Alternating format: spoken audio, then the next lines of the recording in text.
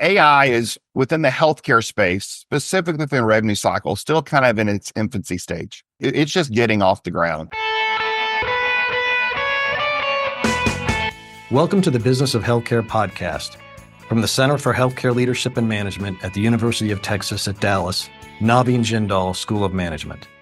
Here at UT Dallas, we bring together business heads and other thought leaders to help navigate the challenges of our rapidly changing, increasingly complex healthcare ecosystem. I'm your host, Professor Dan Karnuta, Director of the UT Dallas Professional Program in Healthcare Management. Be sure to subscribe on Apple Podcasts, Spotify, or your favorite podcasting app to ensure you don't miss any future episodes. You can also join us online at businessofhealthcarepodcast.com.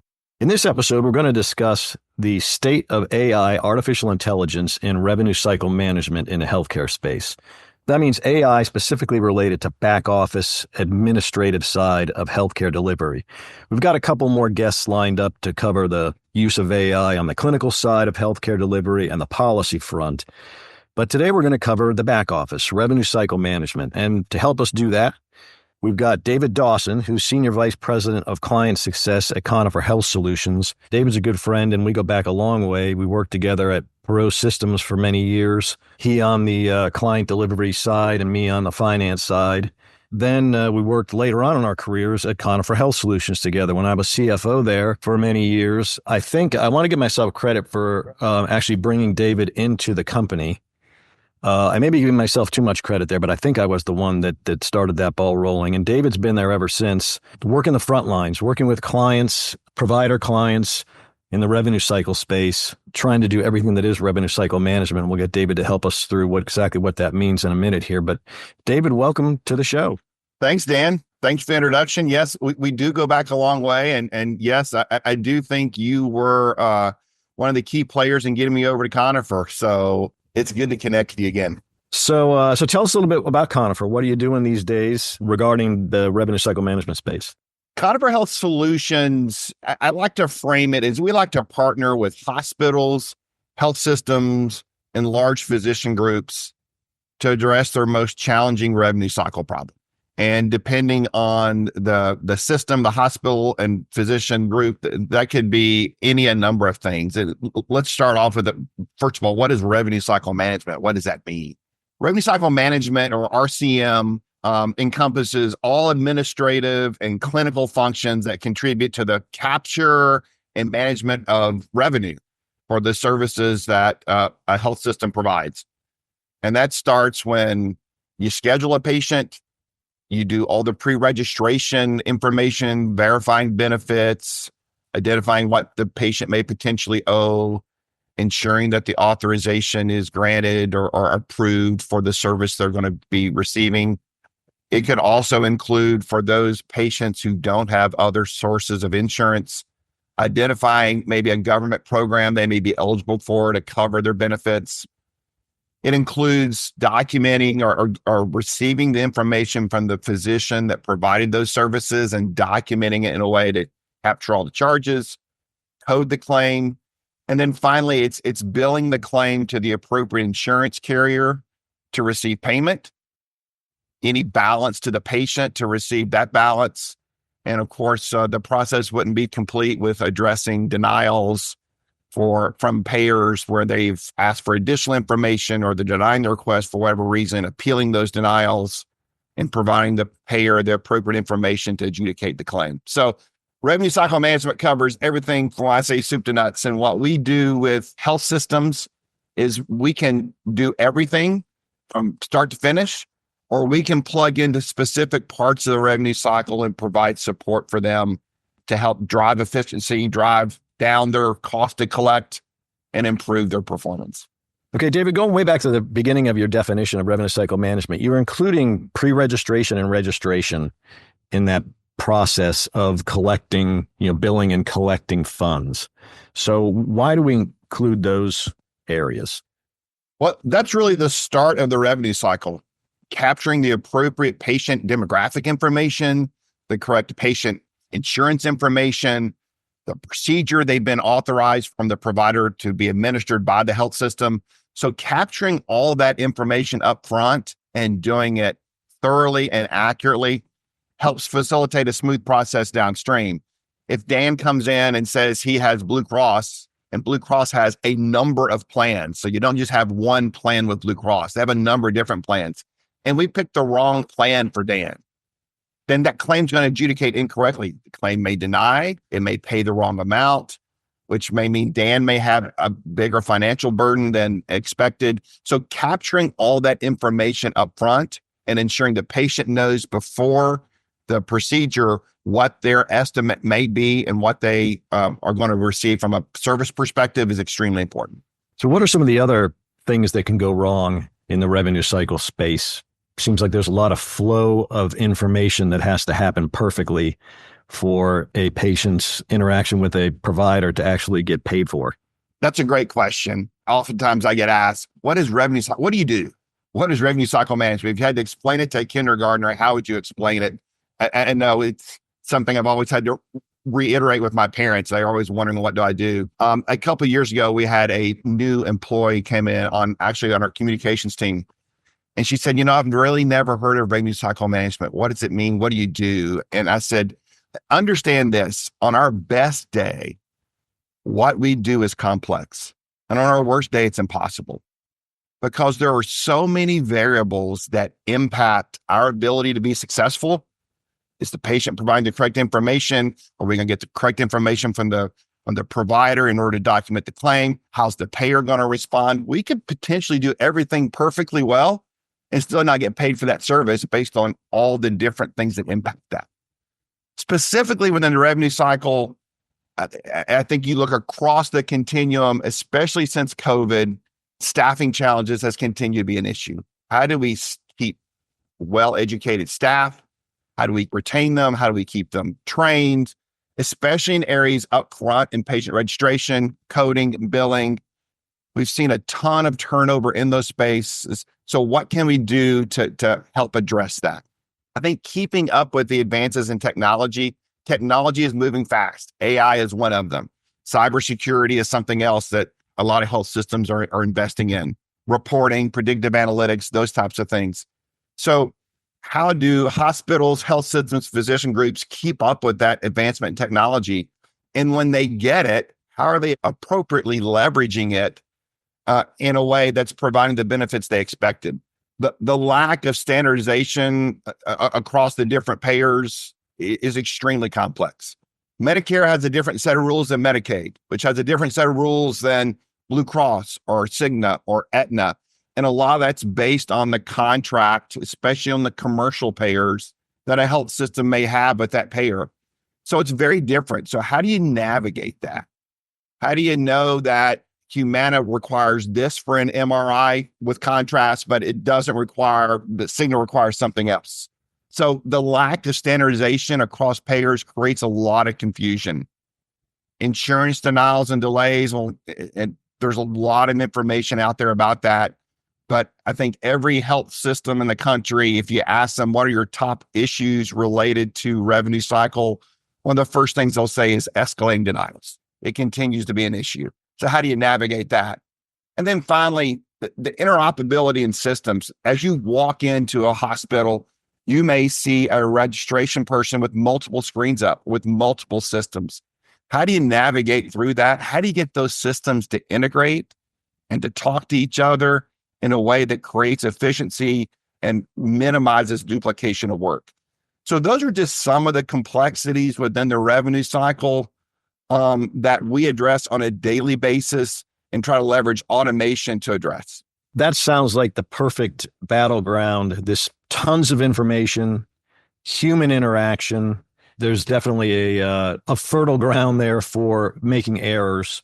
And so it sounds like a perfect battleground for AI to step in and help solve some of those issues, those complex issues surrounding revenue cycle management and getting cash collected. So let's start on the AI front with sort of the big picture. What do you see as possible? What have you seen out there or heard out there in the revenue cycle space to use AI, insert AI into the revenue cycle space to help solve some of these complex issues? That's a good question. And I will say AI is within the healthcare space, specifically within revenue cycle, still kind of in its infancy stage. It's just getting off the ground. When I look at AI and look at what's the best way to leverage that technology, it's kind of consistent with any technology. I look at 4 areas, right? That really AI should help within the revenue cycle. It should eliminate tasks that are no longer needed. How do we eliminate tasks? And if you can't eliminate, how do you automate? How do you automate routine tasks and streamline processes? And if you can't eliminate or automate it, how do you educate staff in order to make their lives easier, their decision process more streamlined, ability to reduce errors and to perform their functions faster? And then finally, adjudicate. How do you adjudicate claims at a faster rate with higher accuracy to drive better financial outcomes? So I think AI really plays a big part in one of those 4 items. And when you look specifically of where you can eliminate, automate, educate, or adjudicate, the areas that are most commonly brought up, starting at the front of the revenue cycle around patient scheduling and capacity management. There are AI models out there that forecast no-shows, how to optimize scheduling. You also are starting to see health systems and health plans use that from a bot perspective to communicate with patients. Maybe it's reminders, maybe it's information out there for patients that will help educate them on maybe the service they're going to get or whatever the case may be. But we're seeing a lot of that, AI in that area.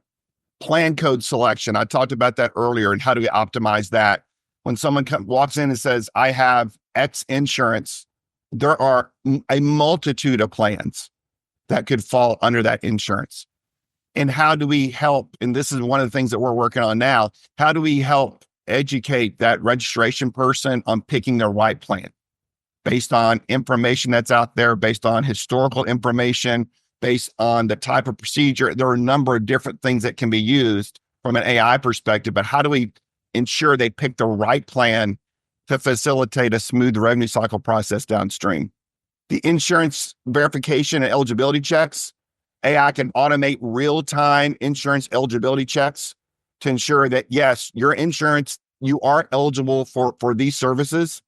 It reduces manual errors. It speeds up the patient intake process up front, decreases claim denials in the back end. And we're seeing more and more of that in real time. Coding and documentation support, natural language processing or NLP, assist in accurate medical coding and actually analyzing clinical documentation and pulling key information out of that to ensure claims are, one, appropriately coded, but secondly, done so in a manner that's much more efficient and much faster. Claims processing and denials. AI models can analyze denied claims, identify common patterns, suggest corrective actions, again, based on historical behavior from payers or from providers and how claims have been adjudicated before. It improves the likelihood of successful claim submissions, reduces resubmissions and denials. Predictive analytics for patient collections. We use that currently to understand based on a patient's likelihood to pay, based on historical behavior, socioeconomic factors. Some patients, the follow-up may be just, hey, all we need to do is send them a letter. And based on that category of that patient, they'll probably pay, versus others will require texts, phone calls, whatever the case may be. And then finally, I think revenue forecasting. Machine learning models analyze historical revenue data and predict future trends based on the types of payers, the volumes, and other factors. And it helps hospitals and CFOs with financial planning and strategic decision-making. So those are just some of the things as we're looking and talking to our clients, what we're seeing in the industry are areas that are being targeted that where AI can provide real benefit. What about on the payer side of the revenue cycle space? I've heard and read about situations where payers, insurance companies are using AI in the pre-authorization process to take a pre-authorization, run it through an AI program and have the AI program spit out the, should we approve or deny this claim? Are you hearing your clients complain about that at all? Or are you seeing it or hearing other areas when you're at trade shows or whatever complaining about that use of AI? Dan, that's a good question. Yes, we are seeing payers invest in AI. Before I came to Conifer a little over 10 years ago, most of my experience was on the payer side, supporting payers I worked at EDS, Pro Systems with you for a number of years. So definitely I understand the complexity of what goes on in the payer world related to claims adjudication. And we are seeing payers invest in AI technology, and they're doing it in a way that's from automating the claims processing perspective, analyzing claim applications, medical records, policy information to validate claims and eligibility. They're using it for fraud detection, analyzing patterns and anomalies to identify any potential fraud. They're using it also from to enhance the underwriting process by analyzing risk and predictive analytics and analyzing historical data to help them with their contracts with providers and how they're adjudicating claims. They're using it to automate routine tasks, much like what we're doing on the provider side. Where we're seeing it used the most, and what I think is frustrating some providers, is in the denials of claims. We've seen a significant increase in either denied claims or requests for additional information that weren't requested before. So that's creating a lot of concern within the provider community as far as how payers are using AI to lengthen the amount of time that a claim is processed and for them to get reimbursement for the services they're providing. So it is creating some frustration on the provider side. Yeah, I know CMS is looking at that as well in the Medicare Advantage space. Some of those plans, their denial rates have increased with the use of AI. And that, of course, slows down payments to providers, which starts a whole nother set of complaints to them. This episode is brought to you by the Center for Healthcare Leadership and Management, the definitive resource for healthcare management education in North Texas. The center is based in the Naveen Jindal School of Management at the University of Texas at Dallas. It plays a unique role in training the next generation of healthcare leaders to meet local, regional, and national demands. The Jindal School uses its strengths in accounting, administration, finance, marketing, and information systems to educate highly qualified personnel for healthcare administration and executive leadership positions.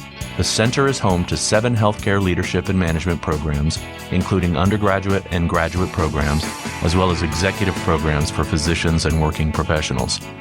For more information, visit us online at jindal.utdallas.edu/healthcare. What are you seeing in your own client base? Are a lot of your clients using AI yet, or just some of the bigger ones are using it, or they're all using it? What's the current, state of play in your client base? I think they're starting to use it. I was recently at a conference and they had a number of VPs of revenue cycles from some very large health systems in a panel. And they were asking about the use of AI within the marketplace currently, specifically related to revenue cycle management. And all of them said, listen, while there's lots of articles about it, there's lots of communication about it, there's lots of good ideas, we're kind of still really at the infancy stage as far as how we're leveraging AI. And I think you're going to see a lot of advancement in AI over the next few years and how it's used within the revenue cycle. From my perspective, I think driving process improvement and addressing claims denials, it is the key focus areas for AI. And that's something that's consistently, you hear the banging of the drum on related to denials. There's a recent article by the American Hospital Association that referenced a report that health systems spent almost $20 billion in 2022 to overturn denied claims. And then nearly 15% of claims they submitted were denied. And those are big numbers. There's another article around the Healthcare Finance Management Association that the average cost to rework a denied claim is somewhere between $48 to $64. So you're seeing more claims, you're seeing be more expensive to address. And then, finally, a Health Leaders article said that 75% of the revenue cycle executives that that they interviewed are struggling to address the surge in denials. So denials, I think, is a key component of where you'll see AI being leveraged. And when you look at claim denials, they primarily fall into three categories. They're either eligibility denials regarding the eligibility of the patient to receive the services that were provided. The service that was provided needed prior authorization and it wasn't obtained, or maybe the prior authorization was obtained, but the service provided was different because of a number of different factors. Or thirdly, it's medical necessity. Was this service really medically necessary for the patient based on the documentation provided? So you see denials really fall into those three categories. So from Conifer's perspective, how we're leveraging AI is really focused around how do we streamline the revenue cycle process for our clients and drive efficiency, especially around denials.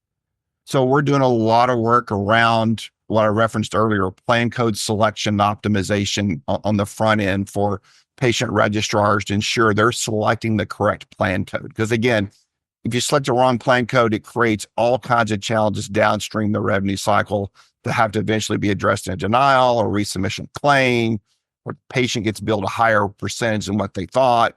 You got to address that. So it creates a lot of issues. So we're using AI to help educate those patient registrars in selecting the correct plan code. We're also using AI algorithms to optimize the identification of eligible patients for finance assistance programs. So one of the things that healthcare providers struggle with, obviously, is they have to provide services for people who come into the hospital. And a number of those may or may not, depending on where the hospital is located, have other insurance. So how do we leverage AI to say, here are, based on your demographics, based on your background, based on historical acceptance rates, here are programs you may be eligible for, not only for the service you're receiving today, but for potentially future services, because this eligibility will remain as you move forward, maybe with follow-up appointments or whatever the case may be. Prior auth automation is a big deal. Dan, you referenced it earlier, especially around Medicare Advantage, and there's been a number of issues around prior authorization. How do we automate that process?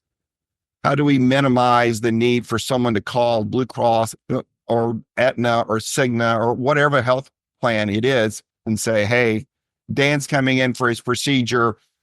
We still have to receive word on the prior authorization. Is this service approved?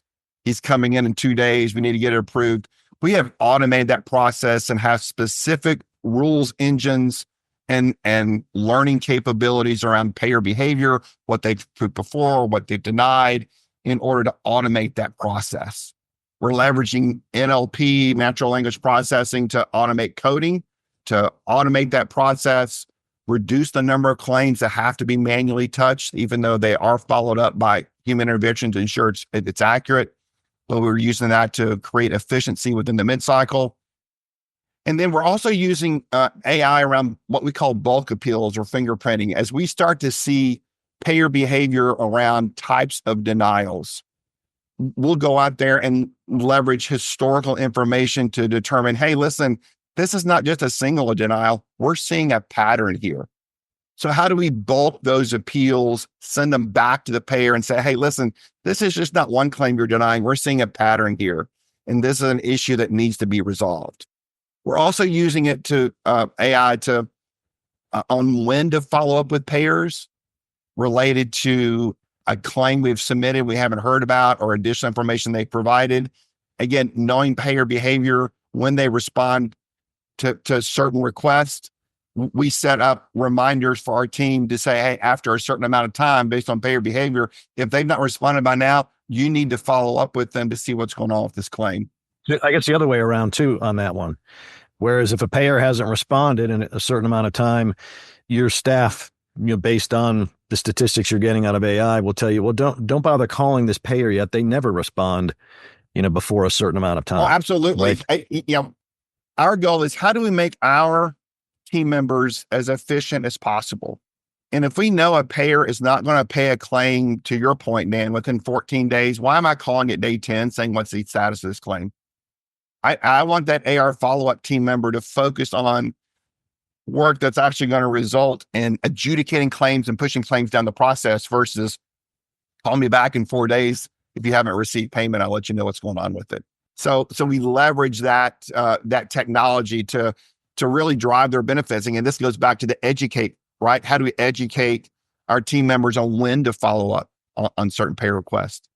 And then finally, I think from an AI perspective, the process I talked about earlier, we call microsegmentation and understanding propensity to pay for patients related to their balance.